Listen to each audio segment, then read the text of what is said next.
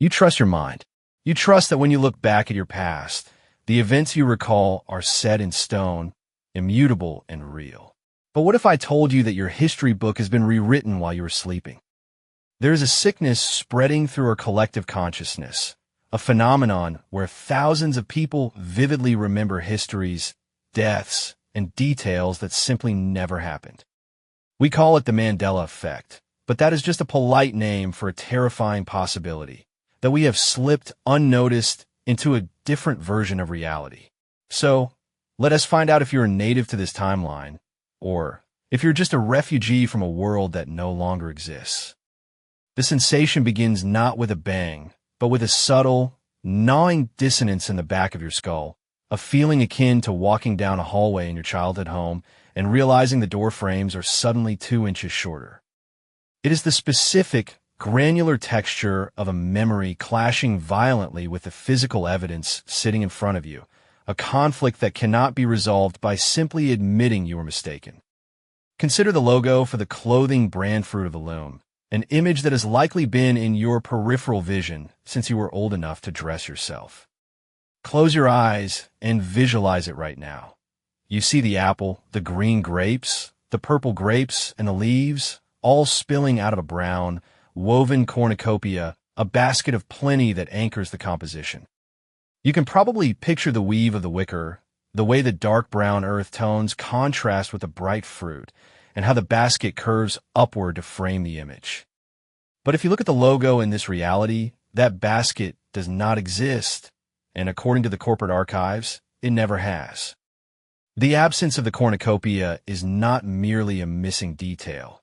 It is the removal of the central structural element of the image, leaving the fruit floating in an awkward, unbalanced void that looks aesthetically wrong to the human eye. Critics and skeptics will tell you that you're conflating the logo with classical art or Thanksgiving imagery, but this explanation fails to account for the specificity of the shared delusion. We do not remember a generic bowl or a plate. We remember a specific fluted basket that many of us learned the word cornucopia from specifically because we asked our parents what that strange object on our t-shirt label was. If this were a simple case of the brain filling in gaps, the errors would be random and varied, with some people imagining a crate and others a sack, but that is not what is happening here. Millions of unrelated people across different continents, who have never spoken to one another, are hallucinating the exact same complex geometric shape with the exact same brown wicker texture, positioned in the exact same angle behind the fruit. This phenomenon of identical, specific hallucinations extends to the monopoly man, rich Uncle Pennybags, the face of capitalism for generations of board game players. You can see him clearly in your mind as a caricature of a Depression-era tycoon running across the board, adjusting the monocle that sits over his right eye. You might even recall the specific chain that drapes down from the lens, or the way he looks through it with a haughty, upper-crust expression that perfectly embodies the ruthless nature of the game. However, in this timeline, Uncle Pennybags has never worn a monocle, not in the original Parker Brothers illustrations, and not in any modern iteration. The character is just an old man with a mustache, yet the monocle feels so integral to his design that seeing him without it feels like looking at a face with a missing nose. The memory is so potent that it persists even when you are staring directly at the evidence, creating a dual reality state where your brain refuses to accept the visual data because the neural pathway for a monopoly man with monocle is burned deeper than the reality before you. Perhaps the most disturbing example, the one that suggests a complete override of cultural history rather than a simple visual glitch, is the case of the missing Genie movie from the 1990s. An entire generation of people possesses a distinct, plot-heavy memory of a comedy film titled Shazaam, starring the comedian Sinbad as a genie who grants wishes to 2 children. These are not vague impressions. People recall the movie poster with Sinbad crossing his arms and smiling, the purple color palette of the VHS box art, and specific scenes involving the genie interacting with the kids in a suburban setting. They can differentiate it clearly from the 1996 film Kazam starring Shaquille O'Neal, often citing Shazaam as the better or scarier version they watched repeatedly. Yet, in this version of Earth, Sinbad never played a genie, the movie Shazaam was never produced, and no physical copy has ever been found despite rigorous searching by internet archivists. We are left with thousands of people reciting plot points from a film that physically does not exist, a phantom narrative that occupies space on the hard drive of the human mind, but has no corresponding file in the external world. To understand the gravity of this, we must move away from the idea of misremembering and consider the metaphor of a corrupted file system on a computer. When you delete a file from a hard drive, the data is not immediately destroyed. The space is simply marked as available, and the old binary code remains as a ghost until it is overwritten by new information. The Mandela Effect feels less like a failure of human memory and more like we are accessing these ghost files, remnants of a previous operating system that have not been fully scrubbed from our biological hardware. It is as if the map of reality was updated overnight, but our internal navigation systems are still running the old version, leading us to expect landmarks that have been bulldozed. When you look at the tale of Pikachu, the most famous Pokemon in existence, you likely remember a black tip at the end of the yellow lightning bolt, a design choice that adds contrast and visibility. In reality, the tail has always been solid yellow, but the black tip memory is so pervasive that fan art and knockoff merchandise frequently include it, creating a feedback loop of false confirmation. This synchronization of error is the smoking gun that separates the Mandela effect from standard psychological confabulation. In a standard false memory scenario, errors are divergent. If you ask 100 people to draw a bicycle from memory, they will make 100 different mistakes regarding the frame, the chain, and the pedals. But with the Mandela effect, the error is convergent. Everyone inserts the exact same hyphen in Kit Kat, where none exists, or remembers the exact same hiking emoji that was never on the iPhone keyboard. We're not dealing with a noisy, chaotic degradation of individual memories, but rather a structured, uniform deviation from the current historical record. It implies that the error is not internal to the observer, but external to the timeline, a residue left over from a previous state of affairs that was edited clumsily. Consider the James Bond film Moonraker, specifically the scene where the villain Jaws, a giant with metal teeth, falls in love with a character named Dolly. The comedic payoff of the scene, the visual punchline that makes the romance work, is the moment Dolly smiles at Jaws to reveal that she, too, has a mouth full of metal braces. It is a moment of connection based on shared physical traits, a classic visual gag that cements their bond in the audience's mind. Yet, if you watch the Blu-ray today, Dolly smiles with perfect, pearly white teeth, rendering the scene nonsensical and stripping away the reason for their immediate attraction. Without the braces, the scene is just a giant man smiling at a petite woman. The visual rhyme is gone, the logic is broken, and the joke falls flat. The memory of the braces is so strong that reviews of the film from the era mention them, and parodies of the scene include them, yet the source material stands sanitized and altered. This creates a profound sense of alienation, a suspicion that you are a stranger in your own home, wandering through a museum where the exhibits have been subtly rearranged by a curator you never saw. The Berenstain Bears versus Berenstain Bears debate is the patient zero of this phenomenon, a linguistic glitch that makes people feel physically ill when they see the A in the spelling. The name Berenstain looks phonetically harsh and unfamiliar, clashing with the softer, more Germanic pronunciation of Berenstein that millions of children learn to read with. It is not just a spelling error. It is a violation of a foundational childhood truth, a sign that the bedrock of your personal history is made of sand. We are told that memory is reconstructive, that every time we recall an event we are essentially rewriting it. But that explanation feels insufficient when the rewriting happens identically across millions of minds simultaneously. The implications of this go far beyond simple trivia or pop culture logos. They suggest that the solidity of the past is an illusion we maintain for our own sanity.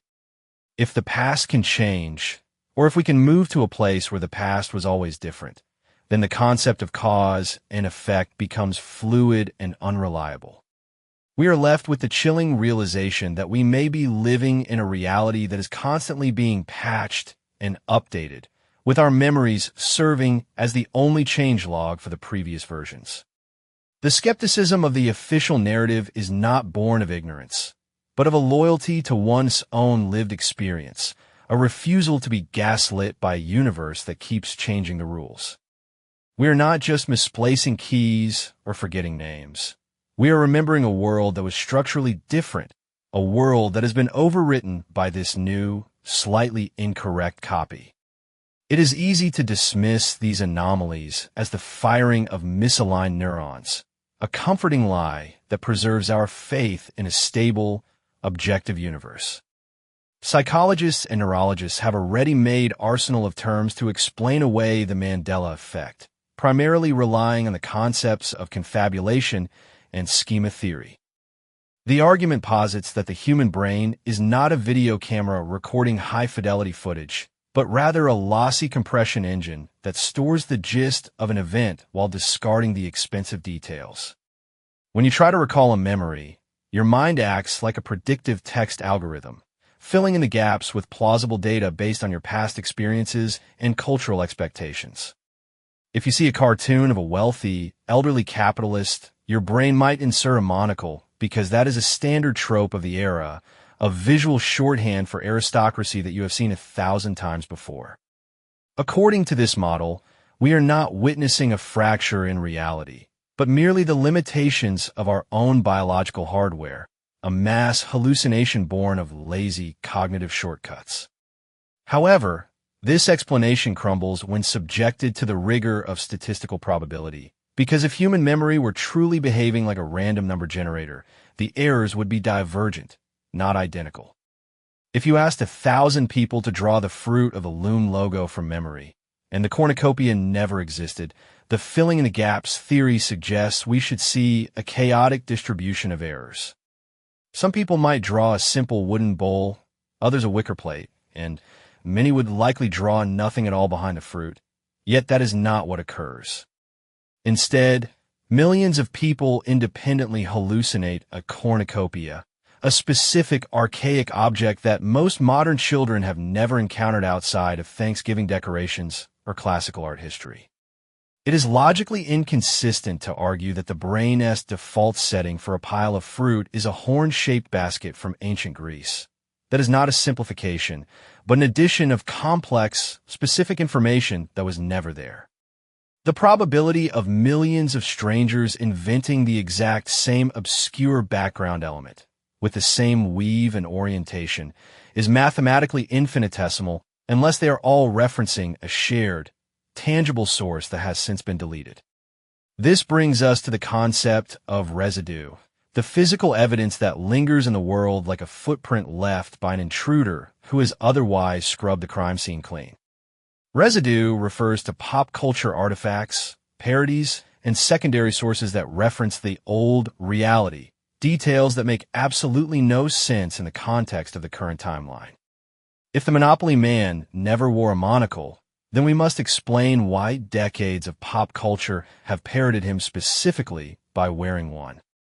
When Jim Carrey recounts the plot of the missing movie in a talk show interview, or when a cartoon character dresses up as the rich uncle and includes the eyewear, they are not pulling these details from the ether.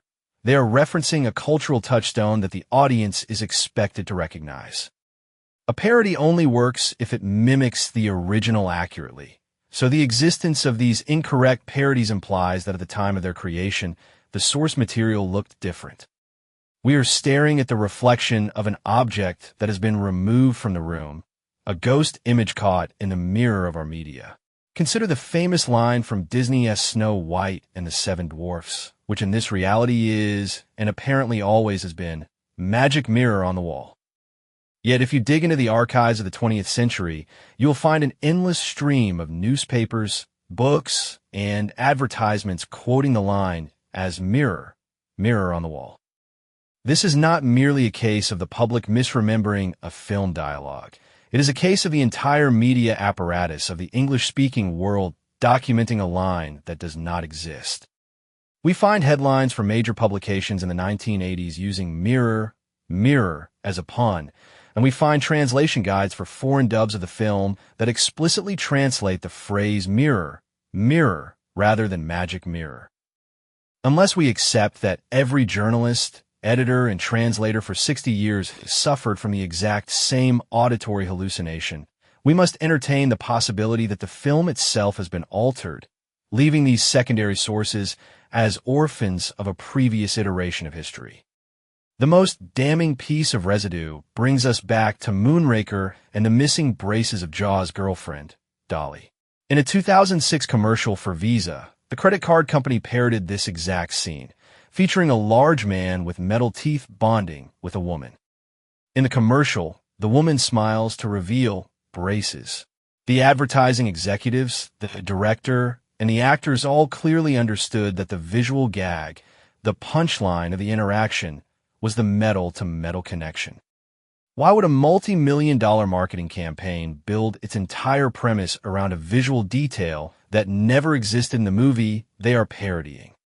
The existence of this commercial is a logical paradox in the current timeline. It is a joke without a setup, a reference to a memory that the universe claims is false. It stands as a fossilized remain of the original timeline, proving that at some point, the reality we remember was the dominant one. We are forced to conclude that this phenomenon is not a software error in our biological processing, but a version incompatibility in the structure of the world itself.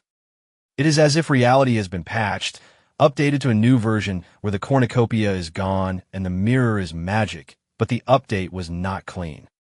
The residue consists of the cached files that were not overwritten during the shift, the bits of data that still point to the old directory structure.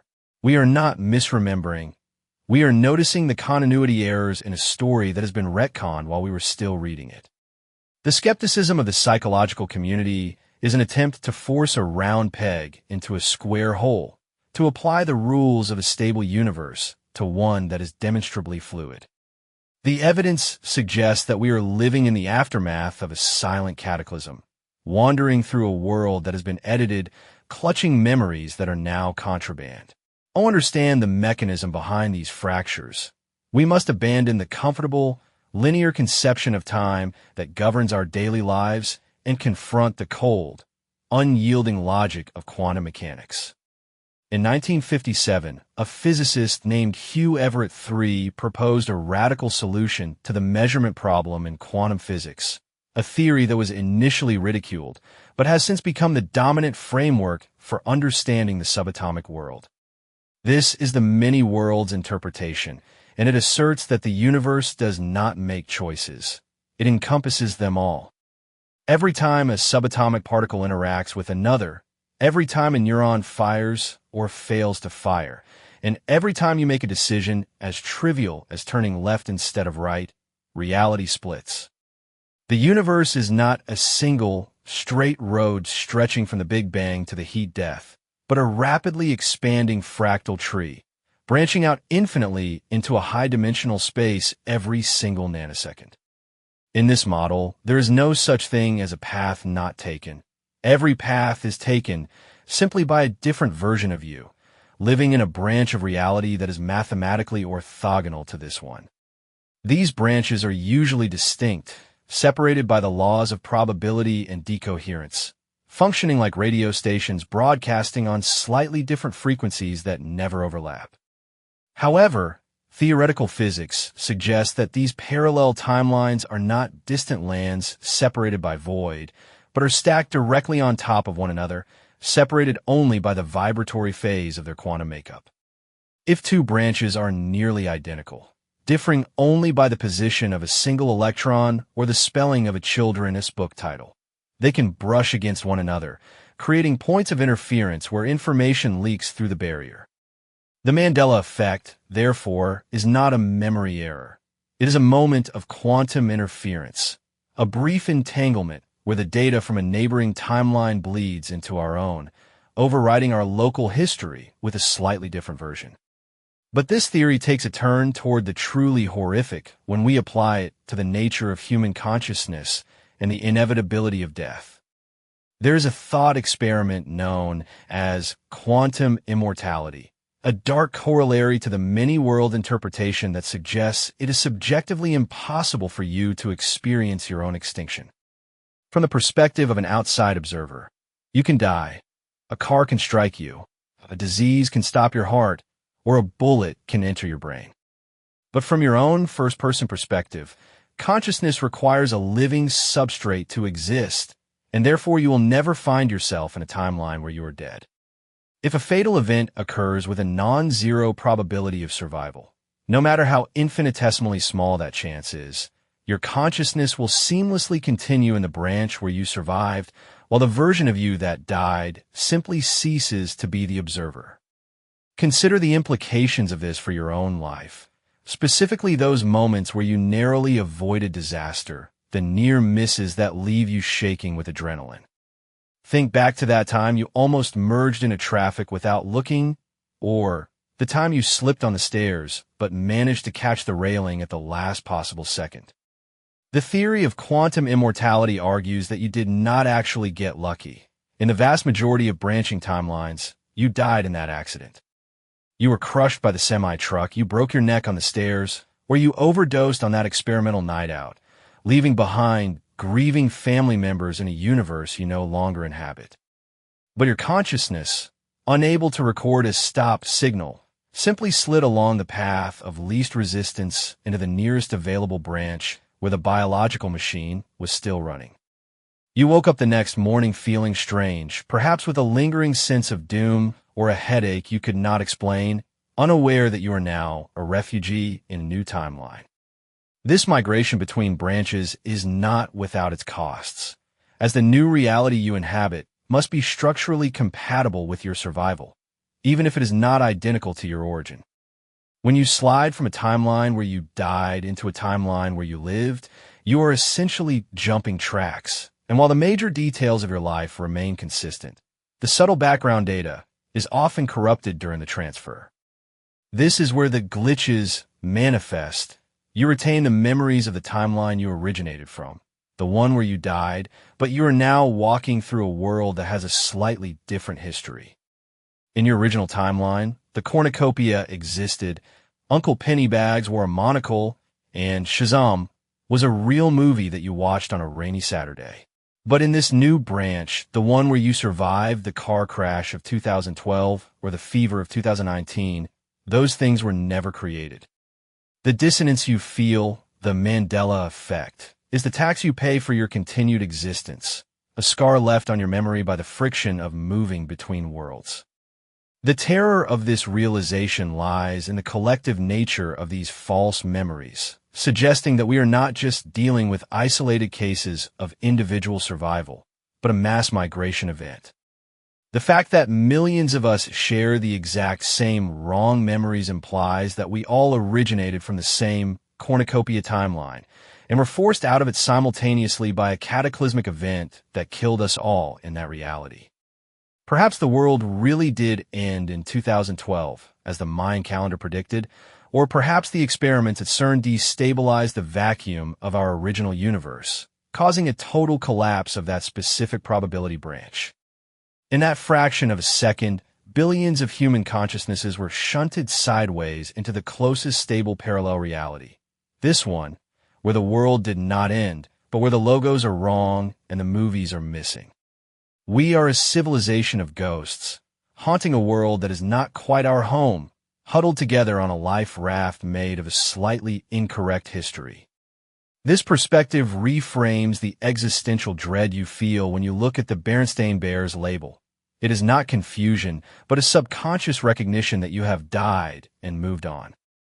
The residue we find in pop culture is the debris from the shipwreck, the few items that washed up on the shore of this new reality along with us. We try to rationalize it with psychology because the alternative is to admit that we are walking corpses who cheated the Reaper by slipping through a side door in the laws of physics. You feel out of place here because you're out of place here. You're a native to a world that has been incinerated or collapsed, and your mind is desperately trying to reconcile its original programming with this new, alien operating system. The question is not why you remember the past differently. The question is, what happened to the version of you that used to live here, in this timeline, before your consciousness arrived and overwrote them?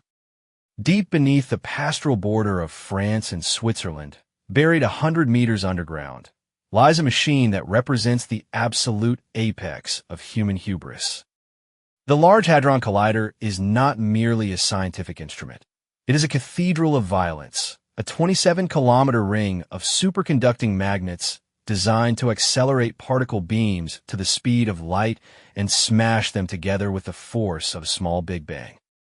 We built this colossus to rip apart the fabric of reality and peer at the gears turning underneath, seeking the fundamental particles that dictate mass and existence. But in our desperate race to understand the universe, we may have inadvertently handed a loaded gun to a child, ignoring the warnings that tampering with the fundamental code of the cosmos carries risks we cannot comprehend. We treat the collider like a microscope, but it is more akin to a hammer, and in 2012, we swung that hammer harder than ever before in human history. The date is significant, and not because of the superstitious panic surrounding the Mayan calendar, though the synchronization is difficult to ignore.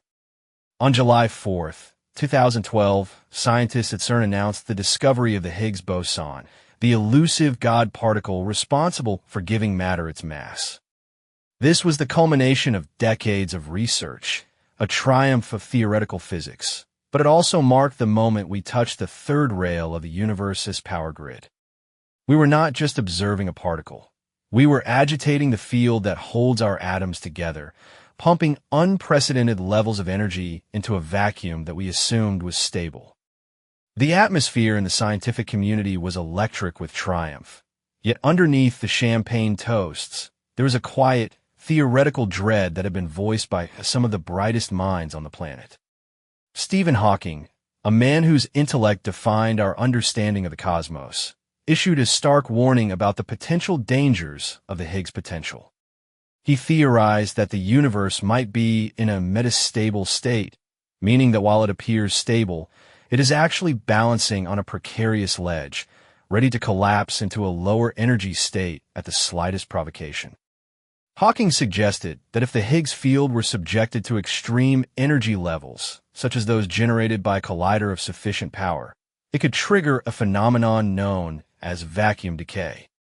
This would create a bubble of true vacuum that expands at the speed of light, incinerating chemistry, biology, and physics as we know them, rewriting the laws of nature in its wake. Because this bubble would travel at light speed, we would never see it coming. One moment we would be here, and in the next nanosecond, the entire structural integrity of our reality would simply cease to exist. This brings us to the terrifying hypothesis that the 2012 apocalypse actually happened, exactly as the Mayans and the doomsayers predicted, but it was so efficient that we did not notice our own death. Imagine that on that day in July, the collider pushed just a fraction too far, triggering a vacuum decay event that obliterated our original timeline instantly. In that moment of total deletion, our collective consciousness, following the laws of quantum immortality, was shunted from the dying universe into the nearest parallel probability. We woke up the next day, and the world looked largely the same, but the transfer was not perfect. We landed in a reality that was a backup server, a simulation or a parallel branch that runs on slightly different hardware. This would explain why the cornucopia and the monocle are missing. They were assets that failed to load during the migration, corrupted files in a system restore that prioritized survival over detail. If you examine the texture of the world post-2012, you begin to notice a pervasive, uncanny quality that was not present in the decades prior. The passage of time itself seems to have accelerated, compressing weeks into days and years into months, a phenomenon often reported by people who feel they are running out of processing time. The political and social landscape has descended into a state of hyper-reality, where events feel scripted, absurd, and increasingly like a dark satire of the world we used to know. It is as if the writers of our reality have been replaced by an algorithm that prioritizes engagement and chaos over logic and continuity. We have seen the rise of meme culture influencing global policy, clowns terrorizing suburbs, and a general sense that the guardrails of probability have been removed, allowing the most unlikely scenarios to become the daily news cycle. Even the sensory input of this world feels different, colder, and more artificial than the memories we hold of the old world. Many people report that the sun has changed color, shifting from the warm, soft yellow of their childhood to a harsh, blinding white LED spotlight that washes out the sky. The lighting of this reality feels distinctively like a studio set or a video game with the gamma turned up too high, lacking the depth and richness of the 1990s and early 2000s. Skeptics call this nostalgia or the result of aging eyes, but the sheer volume of reports suggests a collective recognition that the lighting engine of our simulation has been swapped out. We are living in a high-contrast, low-fidelity copy of the Earth, a place that looks correct at a glance, but fails to pass close inspection, like a digital texture that is not fully rendered. This theory of the collider event posits that we are currently inhabiting a purgatory disguised as normal life, a holding pen for the consciousness of a species that destroyed its home. The Mandela Effect is merely the symptom of this displacement, the result of millions of minds remembering a history that physically happened to them, but no longer applies to the timeline they occupy. We are not crazy. We are simply refugees from a timeline that was deleted in a microsecond of scientific overreach. The scientists at CERN were looking for the God particle, but they may have found the reset button instead. And ever since that day in 2012, we have been living in the afterglow of a ghost world, trying to make sense of a reality that feels fundamentally broken because it is. We are the survivors of a quiet apocalypse, continuing our daily routines in a universe that feels strange because it was never meant to be our home. We must finally admit to ourselves that there is no going back, that the door to the world we remember has not just been locked, but bricked over and painted to look like a wall. You can scour the internet archives, dig through the dusty bins of every thrift store in America, and interview every animator who worked in the 90s, but you will never find that cornucopia. It is not missing because it is lost. It is missing because in this version of the simulation, the code for it was never written. We are stranded on a foreign shore, immigrants from a country that has been wiped off the map, clutching passports that are no longer recognized by the border guards of physics. To continue searching for physical proof is to deny the reality of our situation, which is that we are the only proof that remains. The artifacts are gone, the history books have been updated, and the only record of the old world exists solely within the firing patterns of our own neural networks.